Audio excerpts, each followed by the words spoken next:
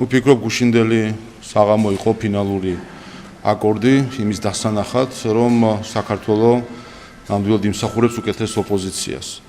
ჩვენ ნახეთ, რაც არ უნდა, როგორც თქვენ, რაც არ უნდა ჭირი მალო, ჭირი მაინც თავს არ დამალავს და არ დამალა ამ ჭირმა თავიც და ნახეთ ჩვენ გუშინ ნაცმოძრაობის აქცია, მთელი თავისი ესთეტიკით, პლაკატებით, მოწოდებებით, სახეებით მიხეილ სააკაშვილის და მისი რეჟიმის მაღალჩინოსების გვარამიას, ბოკერიას, ვაშაძის მიერ ორგანიზებული ღონისძიება. ეს არის სინამდვილეში კიდევ ერთხელ რაც დაინახა ქართულმა ხალხმა, ადამიანები, რომლებიც მოწადინებული არიან, რომ გახლიჩონ საზოგადოება, მაშინ როდესაც ქვეყანა ზეიმობს ჩააშხამონ ადამიანებს ზეიმი, ნახეთ გუშინ მათი მცდელობები, რომ რაიმენაირად ყოფილიყო რადიკალური მუხტი მათი მხრიდან, მაგრამ ეს მუხტიც აღარ აქვთ უკვე და დაკარგულია დიდი ხანია. ასე ვფიქრობ, გუშინდელი დღე იყო განაჩენი რადიკალური ოპოზიციისთვის. ის რამდენიმე 1000 ადამიანი, რომელიც მათ გარშემო არის შემოკრებილი, ეს არის ზუსტად ის Facebook ბაბლი, რომელსაც თავი წარმოუდგენია საზოგადოება და სინამდვილეში Facebook-ის ერთი ფრენდლისტი არის, რაც ჩვენ გუშინ ვიხილეთ და მათი მოტოდებებინაც ჩანდათ, რომ უნდათ სოციალებში გამოჩენილიყვნენ, სხვებისთვის დაინახათ საკუთარი თავი, დაინახებიათ საკუთარი თავი. ასე რომ ეს კიდე ერთი მნიშვნელოვანი მომენტი იყო იმისთვის, რომ დაგვენახა რეალური სახე რადიკალურ ოპოზიციას.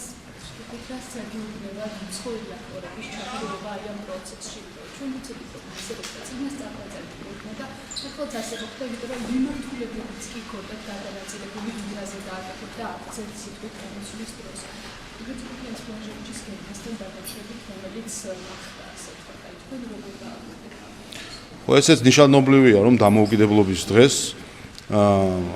როდესაც საზოგადოება ზეიმობს საკუთარი ქვეყნის დამოუკიდებლობას, მის სუვერენიტეტს, რადიკალური ოპოზიცია დაკავებული არის კვლავ ვასალური ქცევით, იმისთვის, რომ უცხოელების დავალებების შეასრულოს. სადაც ჩვენ ხშირად საუბრობდით ხოლმე, ბოლო პერიოდში თავადაც საჯაროდ არაერთხელ წამოწდათ, რომ ამგვარ ღონისძიებას აორგანიზებენ იმისთვის, რომ სხვებს დაანახონ და დაათვლევინონ თავები, როგორც თვითონ თქვეს, იმისთვის, რომ მათი მფარველობა კიდე გაგრძელდეს. ანუ კიდევ ერთხელ, როდესაც დამოუკიდებლობის დღეს რადიკალური ოპოზიცია და მისი მხარდამჭერების ადამიანებს, რომელსაც გუშინ ჩვენ ვიხილეთ ქუჩაში, როდესაც გამოდიან ლოზუნგით, რომ ქვეყანა დაუქვემდებარონ სხვებს, ნახეთ ჩვენ სხვისი ქვეყნის დროშების ფრიალი გუშინ ამ აქციაზე, ნახეთ მათი მოწოდებები, რომ სხვას დაენახონ და ვიღაცამ ფოტო ნახოს და უცხოეთიდან და შეაქოთ. აი ეს არის სინამდვილეში ნაცობა როგორც იდეოლოგია, რადგან ჩვენ ვსაუბრობთ. ეს არ არის მხოლოდ პარტიული კუთვნილება, ეს არის იდეოლოგია სხვისი მსახურებისა და გუშინ ჩვენ ვიხილეთ ეს ხალხი, ეს იგივე ხალხია, ვინც 4 ოქტომბერს კომისიის პრეზიდენტის მხარდაჭერით გამოდიოდა იმისთვის, რომ ქვეყანა დაემხო. ასე რომ ეს იგივე ხალხია, იგივე მოტივაციით, რომ ქვეყანა დაუქვემდებარონ სხვას. კარგი ის არის, რომ გუშინაც კიდევ ერთხელ ვიხილეთ, ეს არის Facebook-ის ერთი ფრენდლისტი და ამით არის მთელი მათი ძალა და ენერგია გამოხატული და მინდა კიდევ ერთხელ თქვა, რომ 4 მილიონი ქვეყანაში, სადაც 4 მილიონი ადამიანი ცხოვრობს, რამდენიმე 1000 ადამიანმა, მე მგონი ადამიანი უნდა მიხვდეს, რომ მათი სოციმედიით აღტკინებული სიბევრე სინამდვილეში ზუსტად ის კანტიკუნტი ადამიანებია, რომელიც გუშინ ვიხილეთ რუსთაველს. ვკითხოთ გუშინდელი აქციის კონტექსტში უნდა ვკითხოთ ოპოზიციის გეგმებზე, ისინი გარდამტეხს უწოდებენ გუშინდელ აქციას და ამბობენ, რომ იწყებენ მეორე ფაზას, რომელიც გულისხმობს კამპანიას საქართველოს უკეთეს იმსახურებს, რაც საქართველოს მიიყვანს დემოკრატიულ არჩევნებამდე.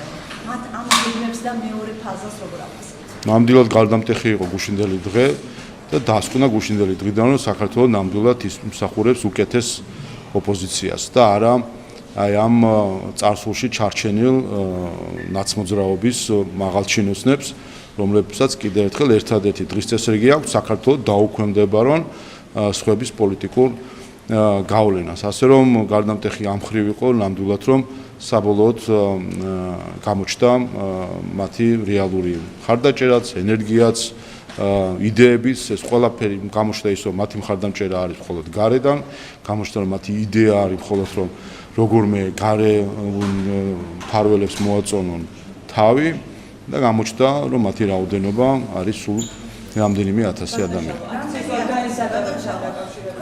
პერიოდის განმავლობაში სულ მეუბნებით რომ პროტესტი არ არსებობს და რომ რამდენიმე კაცი გამოდის რუსთაველის გამზირზე და 2 წელია ჩვენ გვესმის მოთხოვნა ახალი არჩევნების შესახებ. ნახეთ რომ 2 წლის შემდეგაც ადამიანები ისევ იკრიბებიან ამ მოთხოვნით. და იქ მხოლოდ ნაციონალური მოძრაობის მაღალჩინოსნები არ არიან, საზოგადოება, ხალხია, გადასახადების გადამხდელები. და თქვენ რას პასუხობთ მათ და ნიშნავს თუ არა ეს თქვენთვის იმას, რომ არც ამ კანონებმა იმუშავა, არც ტროტუარებზე დაკავება, არც Facebook პოსტების გამო დაჯარიმება ადამიანებს, ამათ არ ეშინიათ და გამოდიან მოთხოვნით. ხო, ჩვენ ნახეთ ეს ხალხი 4 ოქტომბერს, როდესაც ცდილობდნენ ქვეყნის დამხობას. ეს თქვით კიდევაც რომ ეს სამწუხარო მოვლენა რომ ჩვენ საზოგადოებაში არის რამდენიმე ათასი ადამიანი, ზოგი ექიმია, ზოგი სტუდენტია, ზოგი არ ვიცი, ჟურნალისტია, ზოგი მსახიობია, მაგრამ არის რამდენიმე ათასი ადამიანი ნაცმოძრაობის იდეოლოგიის გამზიარებელი, რომელიც მზად არის დაამხოს ქვეყანა და დაუქვემდებაროს სხვას. ეს მოცემულობა ეს მოცემულობა გვაქვს, მაგრამ მეორე მოცემულობა არის ის, რომ ამ ქვეყანაში ცხოვრობს 4 მილიონი ადამიანი, რომელიც ამ ქვეყნის დღის წესრიგს განსაზღვრავს. და რამდენიმე ათასი ადამიანი, რომელიც ხან პრეზიდენტის სასახლეში შევარდნას სურს, ხან პარლამენტის დაწვას სურს და ამ ყველაფერს აკეთებს მხოლოდ ერთი მიზნით, რომ თავი მოაწონოს უცხოელს, მის დროშას აფრიალებს, მის პლაკატებს იჭერს ხელში. რას ვიზავთ? საზოგადოებაში არის რამდენიმე ათასი ადამიანი, რომელიც ნაცმოძრაობის იდეოლოგიას იზიარებს. მაგრამ თუ არის ჩვენ ნახეთ თუ არჩევნებში ხმასაც იღებს ნაციონალურ მოძრაობა, ასე რომ ეს მოცემულობა გვაქვს, მაგრამ კიდევ ერთხელ ამ ქვეყანაში ცხოვრობს 4 მილიონი ადამიანი, რომელიც ამ ქვეყნის კურსს მხოლოდ ეროვნულ ინტერესებს უქვემდებარებს. ეს გუშინდელი დღე ნიშნავს მხოლოდ ერთადერთ რამეს. ну კიდევ ერთხელ დავინახეთ რომ ერთი სოციმედიის Facebook-ის ერთი ფრენდლისტი ხალხი არის შეკრებილი, რომელსაც მათ აქვთ ეს იდეოლოგია, მათ ეს ის ხალხია, რომელსაც ქვეყანაში უნდათ რომ უცხოელმა განსაზღვროს ჩვენი დღის წესრიგი, რა ვქნათ, ამ მხრივ აქვთ მოწამლული გონება ნაცმოძრაობის იდეოლოგიით, ასე რომ არიან მთავარი ერთია რომ ჩვენი ქვეყნის უმრავლესობა სწორედ ხედავს თუ სად ვიმყოფებით და რა პოლიტიკას ვაწარმოებთ და ამ პოლიტიკის მხარდამჭერია. სწორედ ეს არის დემოკრატია. რადიკალები ყველა ქვეყანაში არიან, ხედავთ სხვადასხვა ქვეყანაში სხვადასხვა რადიკალურ ჯგუფებს, რომლებიც სხვადასხვა სახის მოწოდებებით გამოდიან ხოლმე, მაგრამ მთავარი არის, რომ ჩვენი ქვეყნის უმრავლესობა დგას სწორი დღის წესრიგით ეროვნულ ინტერესებს.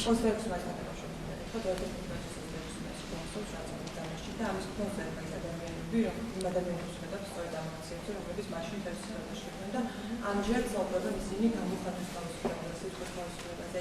რამდენად მონაწილეობს განცხადებები? ჩვენ გუშინ ვიხილეთ წინა რიგში მიხეილ სააკაშვილის პლაკატები, ნაცმოძრაობის ღონისძიება, მიხეილ სააკაშვილის პლაკატებით, მიხეილ სააკაშვილის პროკურორებით, მიხეილ სააკაშვილის უსაფრთხოების საბჭოს მდივნებით, პროკურორის მოადგილეებით, მინისტრებით, მთელი დიქტატორული რეჟიმი ნაცმოძრაობის გუშინ გამოვიდა ქუჩაში. და საბედნიეროდ კიდევ ერთხელ ვამბობ რომ საბედნიეროდ სულ რამდენიმე ათასიღა შემორჩენილან ნაცმოძრაობის იდეოლოგიის გამზიარებელი ადამიანები, რაც სწორედ მიღწევა არის სწორი პოლიტიკის, რომელსაც სახელმწიფო აწარმოებს და მოქალაქეებს აჩვენებს თუ რა არის რეალური მდგომარეობა.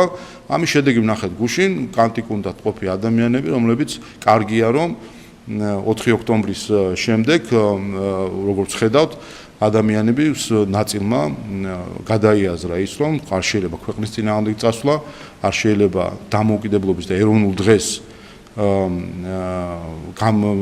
იზრუნო ან იფიქრო იმაზე, რომ როგორ შეიტანო არეულობა ქვეყანაში, ასე რომ ჩვენ ნახავთ, რომ ეს რაოდენობა კიდევ ამ რაოდენობიდანაც ბევრი ადამიანი გამომხიზდება. უკრაინაზე უნდა ვკითხოთ, უკრაინაზე ვკითხავთ, უკრაინის საგარეო საქმეთა მინისტრი მადლობას უხდის მამამისის მაკაბეჭორიშვილს ვენაში ეუთოს ფარგლებში ჩატარებულ ღონისძიებაზე ჰელსინკის და გაეროს პრინციპების დაცვისთვის და მხარდაჭერისთვის. ამ ფონზე საქართველოს უკრაინის ურთიერთობებს როგორ ხედავთ და რა გზავნილია თქვენთვის ეს საჯარო მადლობა მაკაბეჭორიშვილს? ჩვენ ამას მადლობისთვის არ ვაკეთებთ, ჩვენ ვაკეთებთ იმისთვის, რომ წესებზე დაფუძნებული საერთაშორისო წესრიგი ფუნქციონირებდეს, ეს მნიშვნელოვანი არის ჩვენთვისაც, ჩვენი ეროვნული ინტერესებისთვისაც. რაც შეეხება და როგორც აქამდე ასეულობით რეზოლუციას და სხვადასხვა საერთაშორისო ინსტრუმენტს ხარი დაუჭირა და იყო ინიციატორი საქართველოს უკრაინასთან დაკავშირებით, ასევე ვაგრძელებთ ამ პოლიტიკას და ყოველთვის ასე ვიქცევოდით, მიუხედავად იმისა, როგორი დამოკიდებულება ჰქონდა უკრაინის ხელისუფლებას ქართულ ხალხთან და ქართულ სახელმწიფოსთან.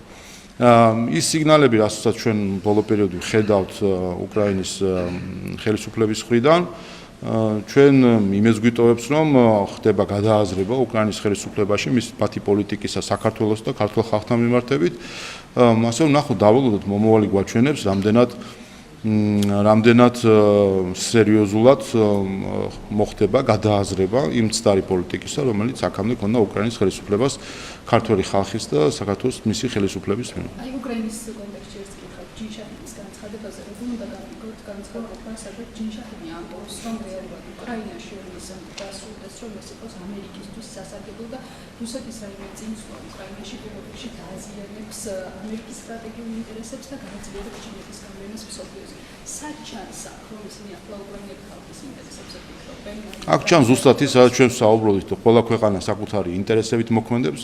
ეს აი გუშინ საღამოს რომ ვიხილეთ ნაცმოძრაობის ღონისძიება, ეს ხალხი არწმუნებს თავის ხარდამჭერებს, რომ ვიღაცა დედამიწის ზურგზე უფრო მეტად ზრუნავს საქართველოს ეროვნულ ინტერესებზე, ვიდრე ქართველი ადამიანი და საქართველოს ხელისუფლება. ასე რომ ეს კიდევ ერთხელ გვაჩვენებს იმ წარე სიმართლეც არ არის, ეს რეალობა ასეთი, ასე იყო ყოველთვის, არასდროს არ ყოფილა სხვანაირად მოწყობილი სახელმწიფოთა შორის ურთიერთობები ისტორიულადაც, ასე რომ ეს წამოწდენა თუ განცხადება მისი მხრიდან აჩვენებს კიდევ ერთხელ იმას, რასთანაც ჩვენ ზოგადად საერთაშორისო პოლიტიკაში გვაქვს საქმე.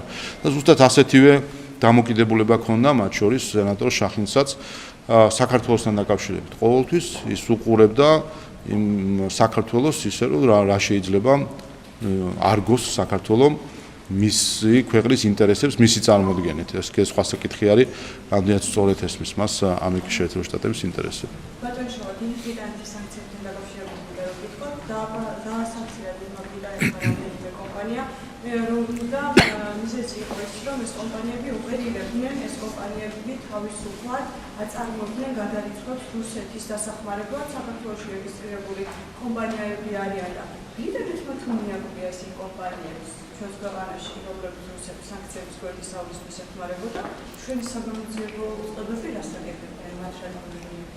სწორედ იმიტომ მიაკვლია ბრიტანეთმა, რომ ჩვენო საგამოძიებო უწყებებმა მიაკვლიეს თქვენ ნახეთ ეროვნული ბანკის განცხადებაც ამ სამ ორგანიზაციასთან დაკავშირებით.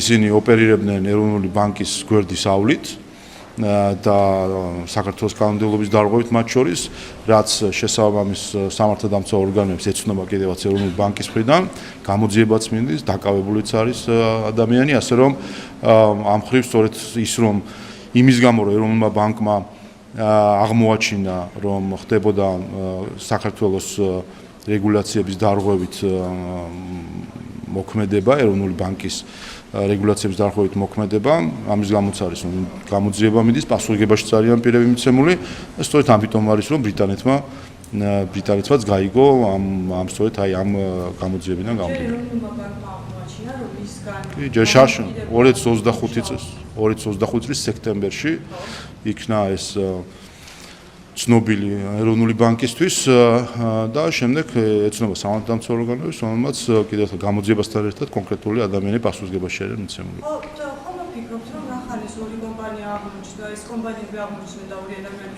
სხვა კომპანიები შეიძლება არსებობდნენ და ზუსტად ამაზე იყო საუბარი, გამოდგებით როცა იყო საუბარი, რომ საქართველოს ეხმარება რუსეთს სანქციების გვერდის ავლაში და იმუშავა.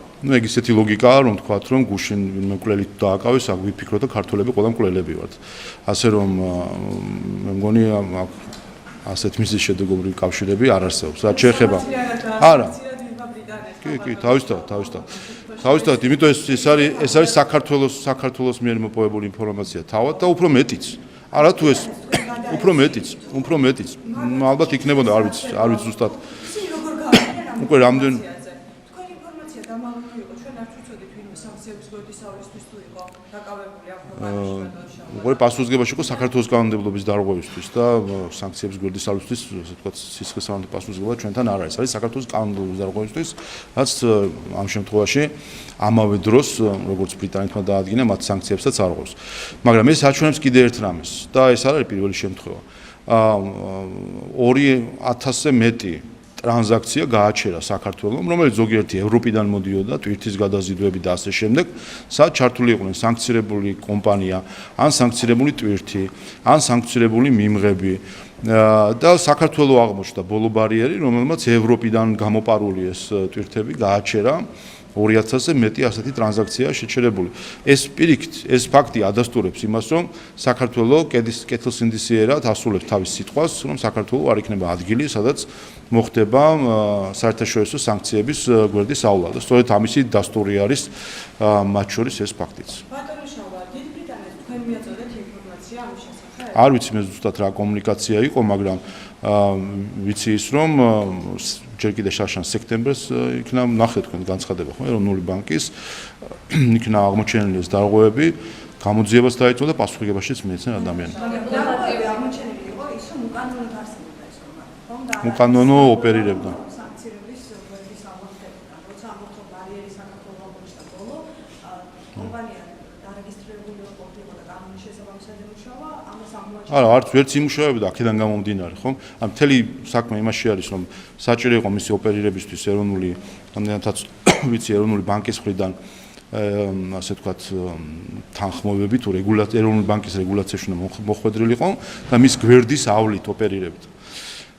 ეს დარღვევაა და რომ მიემართა, რა თქმა უნდა, ესეც არ იქნებოდა ნებართვა მიცემული შესაბამისად, ვინაიდან თავად შინაარსი აღმოჩნდა კიდევაც, რომ საერთაშორისო სანქციებს არ გვაქვს. უსამართლო არის სანქციები, რომელსაც დიდი ბრიტანეთი აწესებს ან სხვა ქვეყანა. გამოჩნდა თუ არა, რომ სინამდვილეში სამართლიანად ხდება დასანქცირება რუსეთთან დახმარების გაფრთხილება ეს კომპანიების თუ სხვა. გამოჩნდა ის, რომ როდესაც არის სამართლიანი ბრიტანეთის გადაწყვეტილებები, იქ ქართული გადაწყვეტილებებიც არის ხოლმე. ამიტომ ასე უნდა შეხედოთ შემდეგ ჯერზეც, რამდენად დაემთხვევა ბრიტანეთის ხელისუფლების გადაწყვეტილებები, საქართველოს ხელისუფლების გადაწყვეტილებებს, იქ სადაც დაემთხვევა ის იქნება სამართლიანი, სადაც არ დაემთხვევა ის იქნება უსამართლო. დიპლომატიურ აკადემიაზე საზომი ამ შემთხვევაში არის საქართველოს ხელისუფლება, რომელიც ნამდვილად უფრო კეთილსინდისიერად იქცევა მათ შორის ქვეყნებს შორის ურთიერთობის დროს, ვიდრე ამას სამწუხაროდ ბრიტანეთის მთავრობა აკეთებს. დიპლომატიური აკადემია და კანონში უნდა შევიდესოთ ცვლილებით და დაიწყო პარლამენტის ამაზე მუშაობა, რას უზრუნველყოფს ეს აკადემია მიზანი არის რომ იყოს მოხდეს კვალიფიციური დიპლომატების თვის განათლების მიცემა, რომელიც იქნება მათ შორის საგანმანათლებლო სამინისტროს კურირების ქვეშ და კონცენტრირებულად იქნება ორიენტირებული იმაზე, რომ გამოუშვას ამ სასწავლებელმა დიპლომატები, რომლებიც ერთი რომ გარანტირებულად შეძლებენ დასაქმებას, ვინაიდან ორიენტირებული იქნება იმ მოთხოვნაზე, რომელიც არსებობს ამ მხრივ და მეორე მხრივ იქნება პრაქტიკასთან ახლოს განათლების მიღება, რაც განსაკუთრებით დიპლომატიური სამსახურისთვის არის მნიშვნელოვანი, ასე რომ პარლამენტი განიხილავს უმოკლეს ვადებში ამ კანონ პროექტს და იმედი მაქვს, რომ მალე უკვე შესაძლებელი იქნება ამ აკადემიის სტრუქტურული მოწყობა. დემოკრატიასთან დაკავშირების შესახებ განცხადებს, რომ თითქოს საქართველოს შორის დემოკრატიის მიღება იყოს ყველაზე უარესი მდგომარეობა ოპოზიციონერები ამისთვის ხშირად საუბრობენ დიქტატურას და სხვა ხოლმე მათ შორის ნაციონალური მოძრაობის აკადემიის საიდანაც მიმართ ზოგადად როგორი საქართველოსში იმას ზოგადად გამოწვევი აშკი მდგომარეობაზე. კიდევ ერთხელ გუშინ ვიხილეთ დიქტატორის ფოტოთი რუსთაველის გამზირზე გვესაუბრებიან დემოკრატიაზე. ნუ ამაზე მეტი დემოკრატია რაღა უნდა იყოს, როდესაც დიქტატორებს, ყოფილ დიქტატორებს საბედნიეროდ აქვთ შესაძლებლობა, რომ საერთოდ დემოკრატიის საკითხებზე ისაუბრონ. ასე რომ მე მგონი თავად ეს ფაქტიც არის ამისი დასტური. და მათ შორის ის, ვინც მათ მხარს უჭერს, ჩვენ ხედავთ იმ სავალალო ტენდენციებს, რომელიც არის ევროპის სხვადასხვა სტრუქტურებში, მათ შორის ევროპარლამენტში და ხედავთ, რომ ვინც არის ამ დიქტატორების მხარდამჭერი, ყველა არის ის ადამიანი, რომელიც ევროპულ სტრუქტურებში თუ თავის ქვეყნებში სწორედ ავტორიტარულ ტენდენციებს ამკვიდრებს და ხელს უწყობს.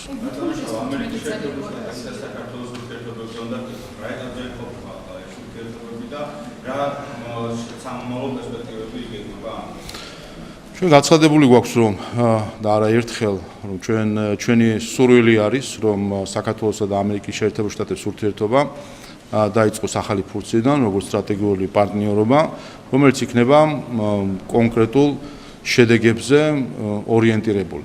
სამწუხაროდ სტრატეგიული პარტნიორობა, რომელიც წინა ადმინისტრაციამ ცამხრივად და უსამართლოდ გააუქმა, იმისთვის რომ მაშინ ზიანი მიეყენებინა ჩვენი ქვეყნისთვის და საბედნიეროდ ამან ზიანი ვერ მიეყენა ჩვენ ქვეყანას, ის სტრატეგიული პარტნიორობა შეგახსენებთ ყველას, ეს იყო რაღაც დამამშვიდებელი პრიზი მიხეილ სააკაშვილისთვის 2009 წელს 2008 წლის მარცხის შემდეგ და ამითი მას ასე ვთქვათ გარკვეული დამამშვიდებელი პრიზივით მისცეს, რომ ქართულ ხალხს იმავე მომენტში არ გამოეყვანა დიქტატორი სააკაშვილი თავის კაბინეტიდან და რაღაცა ქონოდა ხელში, რომ აი ვითომ მართალია დაკარგა ტერიტორიები, მაგრამ ამის სანაცვლოდ მიიღო რაღაც სპეციალური ურთიერთობა ამერიკის შეერთებულ შტატებთან. ეს ის მეთოდია, რომელსაც დღეს ვაკვირდებით უკრაინასთან მიმართებით სხვათა შორის, როდესაც ვხედავთ, რომ უკრაინას სთავაზობენ ხან ასოცირებულ წევრობას ევროკავშირის, ხან რაღაც დაჩქარებულ პროცედურებს, იმის სანაცვლოდ ეს პირდაპირ თქვა კიდევაც გერმანიის კანცლერმა, რომ ეს ყველაფერი ამ ყველაფერში იგულისხმება, რომ ეს ყველაფერი მოხდება სამშვიდობო შეთანხმების დადების შემდეგ რუსეთის ფედერაციასთან, რომლის ნაწილიც იქნება ტერიტორიების გასვლა უკრაინის კონტროლიდან. ასე რომ მაშინ ეს ისტორია აქვს მოკლედ ყოფილ სტრატეგიულ პარტნიორობას. ახლა ჩვენ გვინდა რომ ეს იყოს ჭეშმარიტი სტრატეგიული პარტნიორობა, რომელიც დაფუძნებული იქნება ორივე ქვეყნის ეროვნულ ინტერესებზე. და ამ მხრივ ჩვენ ღია ვართ, იცით რომ არის დელეგაციაც ჩამოსული, აქვს შეხვედრები, დღესაც ექნება შეხვედრები დელეგაციას. ჩვენ აზრებს უზიარებთ, კიდევ ერთხელ ნებისმიერი ურთიერთობას ჩვენ ვამყარებთ ჩვენი ქვეყნის ეროვნული ინტერესებიდან გამომდინარე, ასე რომ აქაც ასე მგონია, თუ კი ამერიკის შეერთებულ შტატების მოქმედი ადმინისტრაცია ამერიკის შეერთებულ შტატების ნამდვილ რეალურ ინტერესებით მიუდგება ამ საკითხს, ნახავს რომ ამ საქართველოს და ამერიკის შეერთებულ შტატების ინტერესებს შორის იქნება ბევრი თანხვედრა და ის გამორჩეული პარტნიორობა, რომელსაც ჩვენ წლების განმავლობაში ვაჩვენებთ ამერიკის შეერთებულ შტატებს, ამგვარი პარტნიორობა შეიძლება უკვე ახალი ეტაპით დაიწყოს.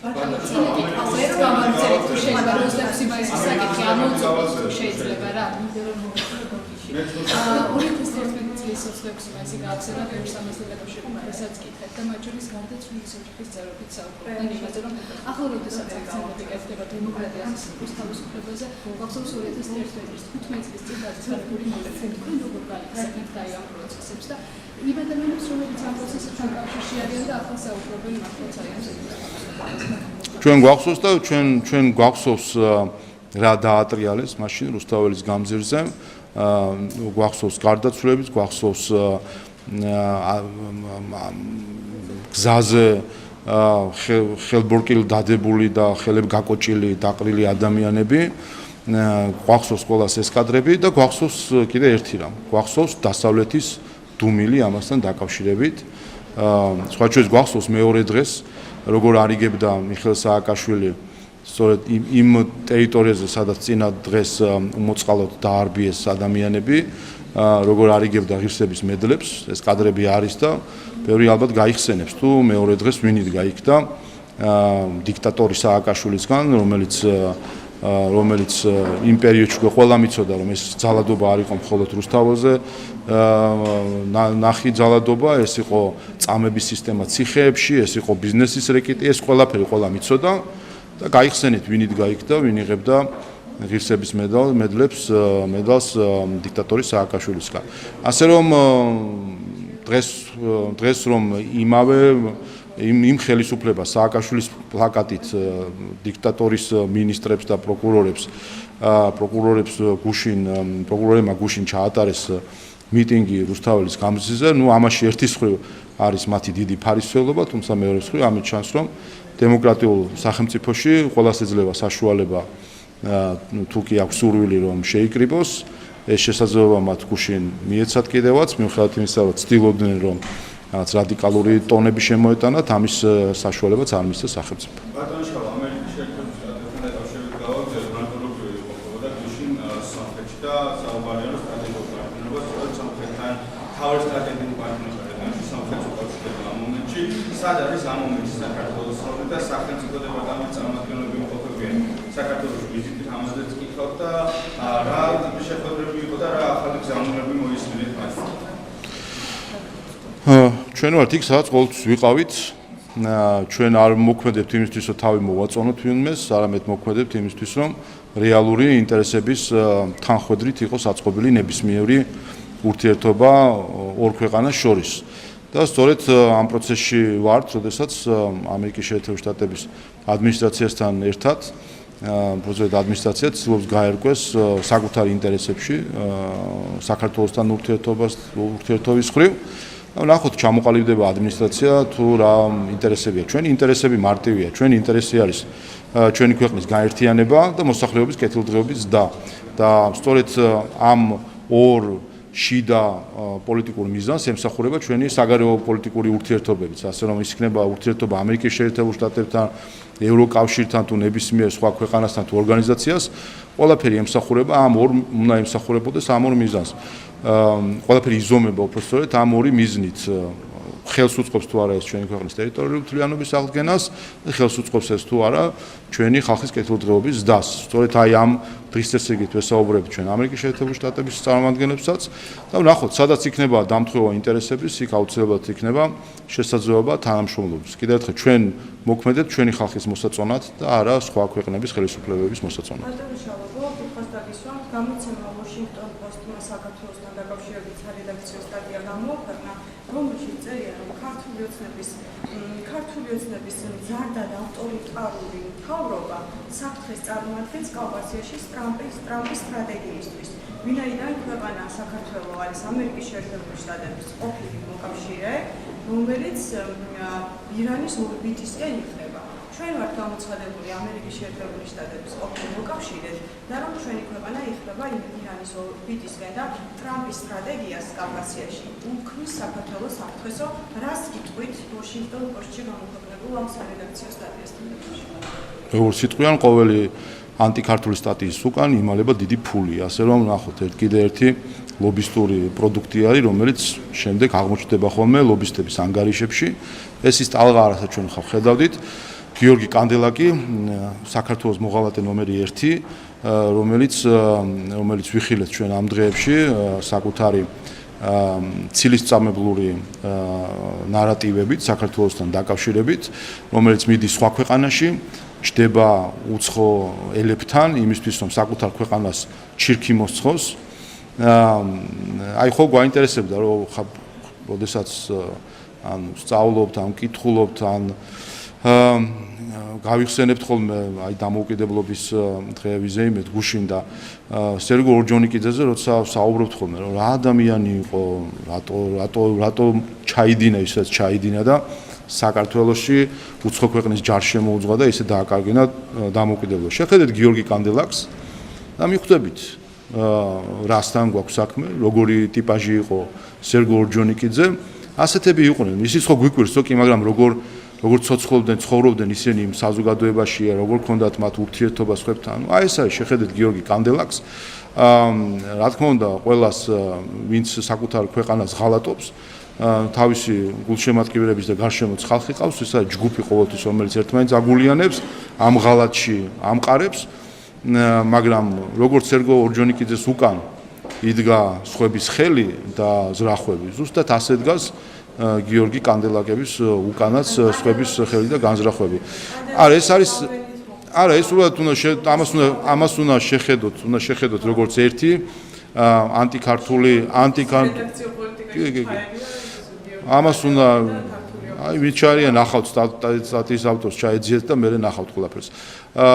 ეს არის მე მისახსნა მინდა რომ ეს არის ანტიქართული პროპაგანდის ერთი ტალღა და არის ზუსტად სპეცსამსახურების ასე ვთქვათ წიგნიდან ამოკითხულივით, როდესაც ჯერ ხდება ასე ვთქვათ სრულ ყალბი ვითომ კლევის ფაბრიკაცია, რაც გააკეთეს კანდელაკის და იქ მეორე ამერიკელის ხელით. შემდეგ ამ ყალბ და ფაბრიკაციით შედგენილ კლევის ციტირებით უკვე კომენტარების გაკეთება, რაც შემდეგ ვიხილეთ ჯოულსონის და სხვების სახით.